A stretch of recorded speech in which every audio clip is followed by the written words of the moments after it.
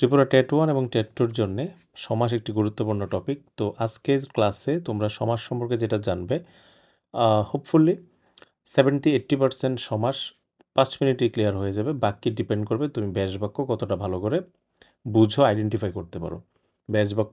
ব্যাস বাক্য যে যত বেশি পারবে, ব্যাস বাক্য যে যত বেশি নিরূপণ করতে পারবে, তার সমাস আনসার করার প্রবাবিলিটি তত বেশি বাড়বে। কিন্তু ব্যাস বাক্য করার আগে বেসিক্স অফ সমাস, মানে সমাসের যে বেসিক ফান্ডামেন্টালস আছে ওইগুলি আমাদের বুঝতে হবে। তো অ্যাকচুয়ালি সমাসটা কি? সমাস ধরো, আমি এক্সাম্পল নিলাম। এখানে ধরো রাজপুত্র, ব্যাস বাক্য কি? রাজার পুত্র, ঠিক? ব্যাস বাক্য রাজার পুত্র। তো রাজপুত্র আর রাজার পুত্রের মধ্যে ব্যাপারটা কি? এটা হচ্ছে এই যে পার্টটা আমরা নিলাম, রাজার পুত্র, এই পার্টটাকে বলা হচ্ছে ব্যাস বাক্য। তার মানে যেটা দেখতে বাক্যের মতো, ঠিক আছে? ব্যাস বাক্য। এটাকে কখনো কখনো বলা হয় বিগ্রহ বাক্য, আবার কখনো কখনো বলা হয় সমাস বাক্য। সমাস বাক্য গেল যে, অর্থাৎ আমি যদি সমাসপদ রে, এটা তো সমাসপদ, আমার সমাসপদকে বিস্তারিত করলে, মানে বিস্তৃতি ঘটালে, সেটাই হচ্ছে আমার ব্যাস বাক্য, মানে বাক্যের মতো যখন আমি তৈরি করি। যেমন ধরো সিংহাসন, তো সিংহ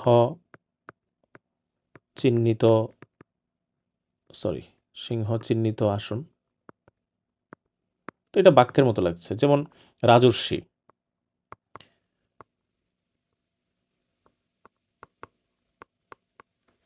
যিনি রাজা তিনি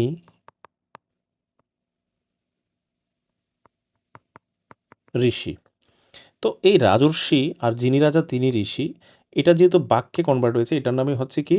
এটার নামই হচ্ছে ব্যাস বাক্য, এটার নামই হচ্ছে বিগ্রহ বাক্য, এটার নামই সমাস বাক্য। অর্থাৎ এই বাক্যের মতো যেটা দেখতে হয় সেটাই হচ্ছে আমার ব্যাস বাক্য, সেটাই হচ্ছে আমার বিগ্রহ বাক্য, সেটাই হচ্ছে আমার সমাস বাক্য। তাহলে সংক্ষিপ্ত রূপটা কি? এই সংক্ষিপ্ত রূপটার নামই হচ্ছে সমাসপদ। ঠিক? তাহলে সমাসে অ্যাকচুয়ালি ঘটনা কি হয়? সমাসে হচ্ছে আমার এই যে সমাসবদ্ধ পদটা আছে সেটার কি ঘটে? বিস্তৃতি ঘটে। আর আমি যদি উল্টো বলি যে সমাস মানে হচ্ছে একটা লম্বা চওড়া সেন্টেন্সকে সংক্ষেপণ করা। মানে এই যে ঘটনাটা ঘটলো, যিনি রাজা তিনি ঋষি, তারপর রাজার পুত্র, এই সব কিছু, এই যে যিনি রাজা তিনি ঋষি, এটা সংক্ষেপণ হলো, বা আমরা এটাকে বলতে পারি সংকুচন ঘটলো। এই সংক্ষেপণ বা সংকুচন ঘটে যখন এক পদে পরিণত হয়, এটাকে বলা হয় সমাস। ঠিক? অর্থাৎ এই যে রাজার পুত্র, এটা যখন একটা পদে, রাজপুত্র একটা পদে পরিণত হয়, সংক্ষিপ্ত হয়ে সংক্ষেপণ ঘটেছে, এটাকে বলা হয় সমাসপদ। এখন আমরা তো এটা বুঝলাম না যে এখানে রাজার পুত্র হচ্ছে আমার কি? ব্যাস বাক্য, বিগ্রহ বাক্য, সমাস বাক্য। আর রাজপুত্রটা আমি কি বললাম? সমাসপদ। রাজপুত্র হচ্ছে সমাসপদ। আমি আরেকবার লিখে দিচ্ছি, রাজপুত্র হচ্ছে আমার সমাসপদ। তাহলে সমসমান পদ কি? সমসমান পদ হচ্ছে এই যে আমার একটা সমাসপদ থাকে, এটাকে আমি নিয়ে বোঝাচ্ছি। এই যে আমার একটা সমাসপদ আছে রাজপুত্র, এই রাজপুত্রের মধ্যে কয়টা অ্যাকচুয়ালি পদ আছে? দুটো, একটা রাজ, একটা পুত্র, মানে রাজার একটা পুত্র। তার মানে এটা হচ্ছে পূর্বপদ, আর যেটা পরে থাকে এটার নাম হচ্ছে পরপদ। পরপদের অপর নাম কি? উত্তরপদ। এক বছর তো পরীক্ষাতে এটাই এসে গেছে না, 2022 সম্ভবত, যে পরপদের অপর নাম কি? উত্তরপদ। পূর্বপদ তো পূর্বপদ, ঠিক আছে?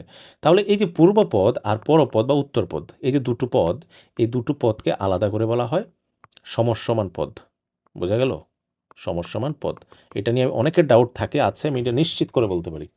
এবং এখন এই জায়গাটা দেখার পরে আমার মনে হয় তোমাদের ডাউট কিছুটা ক্লিয়ার হয়েছে। যদি ক্লিয়ার হয় কমেন্টে এক্ষুনি লেখো ক্লিয়ার, ঠিক আছে? তাহলে আমি বুঝবো যে তোমাদের কনসেপ্টটা ক্লিয়ার হয়ে গেছে। আমি ব্যাপারটা আরেকবার বলছি। পুরো বাক্যের মতো যেটা, এটা হচ্ছে সমাস বাক্য, ব্যাস বাক্য বা বিগ্রহ বাক্য। যেটা সংক্ষিপ্ত রূপ রাজপুত্র, সেটা হচ্ছে আমার সমাসপদ বা সমাসবদ্ধ পদ, সমাসপদ বা সমাসবদ্ধ পদ। এবার আমার এই সমাসপদটাকে কয়টা ভাগে ভাগ করা যায় বলেছি? দুটো, একটা পূর্বপদ, একটা পরপদ। পূর্বপদ তো পূর্বপদ, পরপদের অপর নাম কি? আবার উত্তরপদ। এই পূর্বপদ আর পরপদ দুটোকে আলাদা করে কি বলা হয়? এই দুটোকে আলাদা করে বলা হয় সমসমান পদ। বোঝা গেল? আই হোপ তোমরা বুঝতে পেরেছ। যেমন এখানে তোমাদের জন্য এটা প্রশ্ন থাকলো, মহা ও পুরুষ, মহা ও পুরুষ এটা কি সমাসপদ না সমসমান পদ না সমাস বাক্য, কি আনসার না বিভক্তি? তোমরা এটা কমেন্ট সেকশনে দেবে। দেখো এখানে কি দেওয়া আছে, দ্বন্দ্ব, কর্মধারয়, অব্যয়ীভাব, দ্বিগু, তৎপুরুষ, বহুব্রীহি, এগুলি ছাড়াও কিন্তু আরও নিত্য সমাস, প্রাদি সমাস, তারপরে বাক্যাশ্রী সমাস, অনেকগুলি সেকশন আরও রয়ে গেছে। এটা আমরা সেকেন্ড ক্লাসে হয়তো করব। তো এই জায়গায় অ্যাকচুয়ালি সমাসের এই আমরা যে ভাগটা পড়ি এটা কিসের উপর বেস করে হয়েছে? সমাসের ভাগটা হয়েছে তাদের যে পদ আছে, প্রত্যেকটা সমাসবদ্ধ পদের মধ্যে যে সমসমান পদ থাকে, ওই সমসমান পদের গুরুত্ব অনুসারে, মানে কোন সমাস পদে কোন পদের গুরুত্ব বেশি, কোন পদের গুরুত্ব নেই, এটার উপর ডিপেন্ড করে সমাসকে এই 6টা ক্যাটাগরিতে ভাগ করা হয়েছে। কেমন? যেমন দ্বন্দ্বে, দ্বন্দ্বে উভয় পদ প্রধান, ঠিক আছে, দ্বন্দ্বে উভয় পদ প্রধান। দ্বিতকে, দ্বিতকে গাই পরপদের গান, পরপদের গান, এটা আই হোপ তোমরা অনেকে জানো। দ্বিতকে গাই পরপদের গান, পরপদের গান মানে এই দ্বিতকে তোমরা নোটিস করবে। কেমন? এখানে দ্বিতকে নোটিস করবে আর এখানে দ্বন্দ্বে উভয়পদ প্রধান তো লেখাই আছে। তারপর কি? অব্যয়ীতে নতুন এক সেকেন্ড, অব্যয়ীতে, অব্যয়ীতে পূর্বপদ, পূর্বপদ, অব্যয়ীতে পূর্বপদ, বহুব্রীহিতে, বহুব্রীহিতে নতুন। ঠিক, এই পার্টটা বুঝলে না আমরা এই সেকশনগুলি আরামসে বুঝি। কেমন? ঘটনাটা কি একটু ভালো করে বুঝে এই জায়গাটা একটু। এবং দ্বন্দ্বে উভয়পদ প্রধান, তার মানে দ্বন্দ্ব সমাস কখন হবে? যখন উভয়পদ সমান গুরুত্ব পায়। মা, বাবা, দিন, রাত, ভাই, বোন, এই কথাগুলি দ্বন্দ্ব সমাস, কারণ এখানে তুমি কাউকে কম গুরুত্ব কাউকে বেশি গুরুত্ব করতে পারছো না, এখানে উভয়পদের সমান সমান গুরুত্ব, এটাই বলা হচ্ছে দ্বন্দ্বে উভয়পদ প্রধান। তাহলে এখানে কি? দ্বিতকে গাই পরপদের গান, দ্বিতক মানে দ্বিতক, আমি দ্বিতকটাকে একটু এক্সপ্লেন করি। দ্বিতক, দ্বিতক, দ্বি ফর দ্বিগু, ত ফর তৎপুরুষ, ক ফর কর্মধারয়, তার মানে 3টা সমাস দ্বিতকের মধ্যে। তো দ্বিতক মানে দ্বিগু, কর্মধারয়, তৎপুরুষ। তো এখানে কি লেখা আছে? এখানে লেখা আছে, এক সেকেন্ড, এখানে লেখা আছে দ্বিতকে গাই পরপদের গান, এটাই তো লেখা আছে না? দ্বিতকে গাই পরপদের গান, তার মানে দ্বিতকে পরপদ প্রাধান্য পায়। দ্বিতকে গাই পরপদের গান মানে দ্বিতকে পরপদ প্রাধান্য পায়। তো দ্বিতক মানে দ্বিগু, তৎপুরুষ, কর্মধারয়, তো এই 3টা সমাজে সবসময় পরপদ প্রাধান্য পায়। অব্যয়ীতে পূর্বপদ, পূর্বপদ যখন যখন প্রাধান্য পাবে তখন হয়ে যাবে এটা অবয়বাব সমাস। কেমন? যেমন উপপ্রধান, উপজেলা, জেলার ক্ষুদ্র সংস্করণ উপজেলা, প্রধান আর উপপ্রধান এক ব্যক্তি না, আলাদা, এখানে প্রাধান্য কে পেয়েছে? উপ। বহুব্রীহিতে নতুন অর্থ, বহুব্রীহিতে নতুন অর্থ মানে না পূর্বপদ প্রাধান্য পায় না পরপদ প্রাধান্য পায়, নতুন অর্থ, যেমন বিনা পানি, বিনাও প্রাধান্য পায় না, পানীয় প্রাধান্য পায় না। বিনা পানি বলতে আমরা সরস্বতীকে বুঝি। দশানন, দশও বুঝি না, আননও বুঝি না, দশানন বলতে আমরা রাবণকে বুঝি, নতুন অর্থ পাই, এটাই হচ্ছে বহুব্রী।